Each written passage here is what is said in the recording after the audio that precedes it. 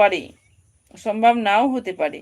তাই মহাভাগবত মহারাজ কুলশেখর ভগবানের কাছে প্রার্থনা করেছেন, হে ভগবান, আমার শরীর এখন সুস্থ এবং এখনই যেন আমার মৃত্যু হয়, যাতে আমার মনরূপী রাজহংস তোমার শ্রীচরণ কমল লতায় আশ্রয় গ্রহণ করতে পারে। এখানে এই উপমার অবতারণ করা হয়েছে, কারণ রাজহংস যেমন কমল কণিকায় প্রবেশ করে আনন্দিত হয়, তেমনি শুদ্ধ ভগবত ভক্তের মনোরূপী রাজহংস ভগবান শ্রী পদ্মের আশ্রয় লাভ করার জন্য উন্মুখ হয়ে থাকে।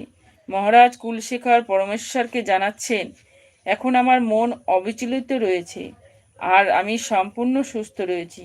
যদি আমি এখনই তোমার চরণ পদ্ম স্মরণ করে মৃত্যুবরণ করি, তাহলে আমি নিশ্চিত হব যে তোমার প্রতি আমার প্রেম ভক্তির সতর্কতা লাভ করবে। কিন্তু যদি আমার স্বাভাবিক মৃত্যুর জন্য আমাকে অপেক্ষা করতে হয়,